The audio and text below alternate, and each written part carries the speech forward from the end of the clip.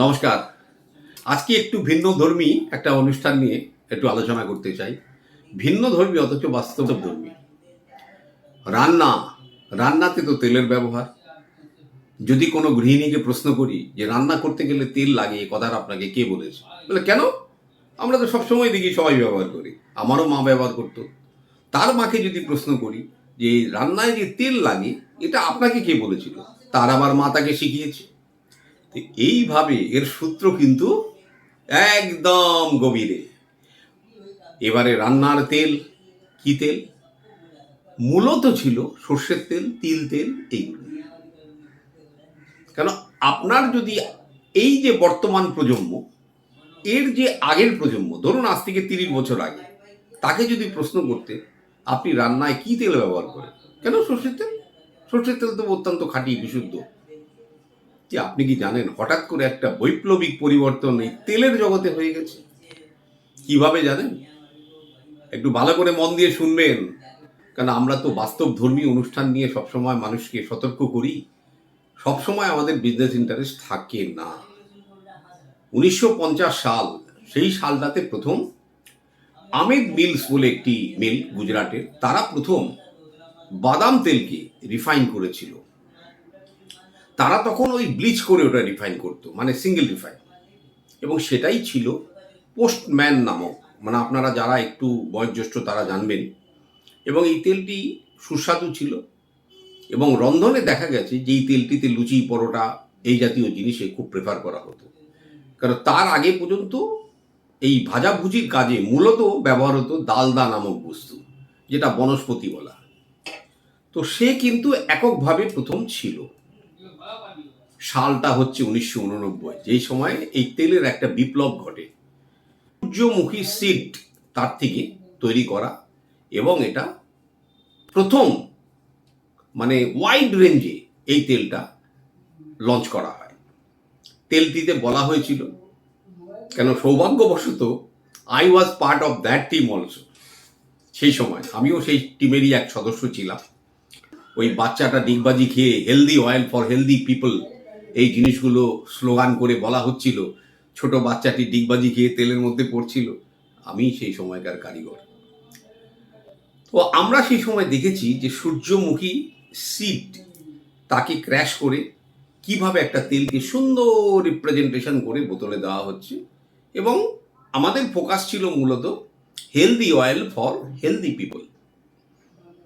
এই সূত্রপাত তারপরে অনুসরণ করে বিভিন্ন কোম্পানি আজ ফেফে ফুলে ঢোল। তার মধ্যে সয়াবিন তেল, ক্যানোলা তেল, তারপরে রাইস ব্রান, তারপর আরও কি আরও নানান রকম, আমি এখন ঠিক মনে করতে পারছি না, বহু পুরনো ইন্ডাস্ট্রি আমার। তো বিভিন্ন সেগমেন্টের তেল কিন্তু আজকে বাজারে ঢুকে গেছে এবং বনস্পতিটা ধীরে ধীরে পিছু উঠেছে। এবার আপনি যখন এই রিফাইন অয়েল একটা বোতল চোখে দেখেন, চকচকে ঝকঝকে, ট্রান্সপারেন্ট লুক, এবং আপনার মনে ধারণা, বিজ্ঞাপনের প্রচারে আপনি বিভ্রান্ত যে এই তেল খেলে স্বাস্থ্য ভালো হয়, ফুফা মুফা এনরিচড। এবারে দেখুন এই তেলটার মধ্যে কিভাবে অদৃশ্যভাবে বিষ লুকিয়ে আছে। এই তেলটা শুনুন। তেলের যে দুটো ক্যাটাগরি, একটা হলো কোল কম্প্রেসড, যেটাকে কাচ্চি ঘানি, মানে যেটাতে কোনো হিট ট্রিটমেন্ট না করে ক্র্যাশ করে তেলটা বার করা হয়, তাকে ফিল্টার করে বোতলজাত করা হয়। আরেকটা হলো হাই টেম্পারেচারে ওটাকে হিট দিয়ে তার থেকে এক্সট্রাক্ট করে একটা তেল বের করা হয়, সেটা হলো যে রিফাইন অয়েলের প্রসেসের তেল। তারপরে সেই তেলটাকে ব্লিচ করা হয় এবং সর্বশেষে হেক্সিন নামক একটি বিষাক্ত গ্যাস, সেই গ্যাসের মধ্যে ওটাকে প্রসেস করা হয়। যখন ওই গ্যাসের মধ্যে দিয়ে ওটাকে পাস করানো হয়, এই তেলের মধ্যে যত রকম নিউট্রিশন, যত রকম কালার, যত রকম মনে করুন ফরেন পার্টিকেল, সব জিনিসগুলো ওয়াইপ আউট হয়ে যায়।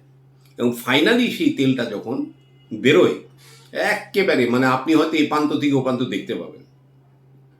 অনেকে আবার এটাকে সেকেন্ড বারও প্রসেসিং করে ডবল রিফাইন করার জন্য। এবারে আপনি এটা হাতে তেল পেলেন, আপনাকে এবার একটা কয়েকটা প্রশ্ন আমি তার আগে করি। আপনি মুড়ি মাখেন, ঝালমুড়ি ডালমুড়ি খান, কি তেল দিয়ে খান? নিজেরা ভাবুন। দেখবেন আপনি বলবেন সর্ষের তেল কেন, এটাই তো সবাই খায়। তা আপনি একটা ফোঁটা দিয়ে রিফাইন অয়েল দিয়ে মুড়ি খাবেন, দূর, ওটা আবার খায় নাকি কেউ? বেশ, শরীরে আপনি মালিশ করেন, কি তেল মালিশ করেন? মানে সর্ষের তেল, সেটাই তো বরাবর দেখে এসছি। একটু রিফাইন অয়েল মালিশ করবেন, মানে দূর, রিফাইন অয়েল কেউ মালিশ করে নাকি? কেটে গেল। নাকে অনেক সময় আমরা তেল নিই, নাকে টানা হয়, কি তেল নিই আমরা? সর্ষের তেল। আপনি রিফাইন অয়েল নেবেন, বলে রিফাইন অয়েল কেউ নেয় নাকি? অতঃপর মাথায়ও অনেকে তেল মাখে, কি তেল মাখে? সর্ষে তেল মাখে। ছোট শিশুদের ধরুন 10 বছর আগে পর্যন্ত সর্ষের তেল মেখে রোদ্দুরে ফেলে রাখত তার দিদিমারা। বর্তমান প্রজন্ম তাকে আনহেলদি মনে করে বলে করে না। পারবেন সানফ্লাওয়ার অয়েল বা সয়াবিন অয়েল মাখিয়ে রাখতে? পারবেন। এবারে আপনি নিজের প্রশ্নের উত্তরটা এবার আমাকে বলুন, যে আপনি কাঁচা তেলটা খেতে পারলেন না, গায়ে মাখতে পারবেন না, মাথায় মাখতে পারবেন না, নাকে নিতে পারবেন না, অথচ আপনি বলছেন এটা হেলদি অয়েল।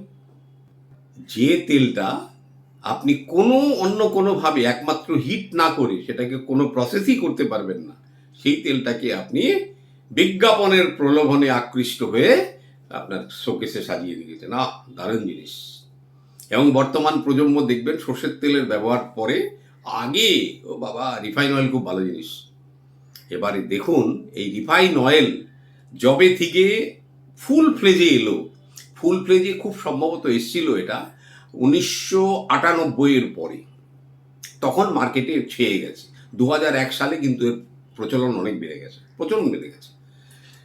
ঠিক সেই সময়কার মেডিকেল হিস্ট্রি ঘেটে আমরা যেটা দেখতে পাচ্ছি, 2000 সালের পর থেকে অস্থি রোগ, চর্মরোগ, ডাইজেস্টিভ প্রবলেম আর হৃদয় সংক্রান্ত রোগ কতগুলো বেড়েছে একটুখানি স্টাডিগুলো অ্যানালিসিস করুন। আমি বলতে চাইছি না যে সব রিফাইন অয়েল, কিন্তু কিছু তো কারণ আছে ভাই, বিনা কারণে তো এগুলো বাড়েনি। আজকে হাঁটুর রোগ 2000 সালের আগে কি ছিল, আজকে কি আছে, একটু অ্যানালিসিসটা করে দেখুন তো।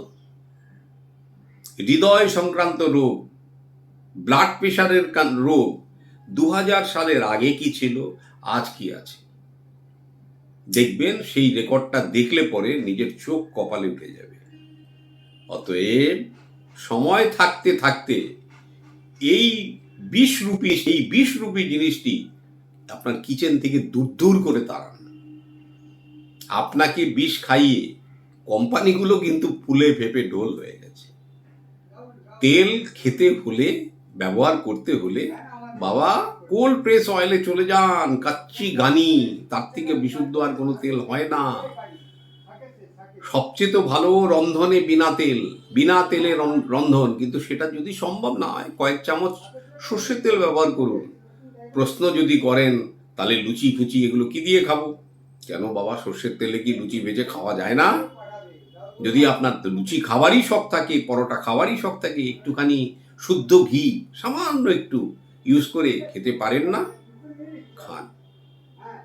আজকে যে কথাগুলো বললাম, এই কথাগুলো কিন্তু একটু ভালো করে বিবেচনা করবেন।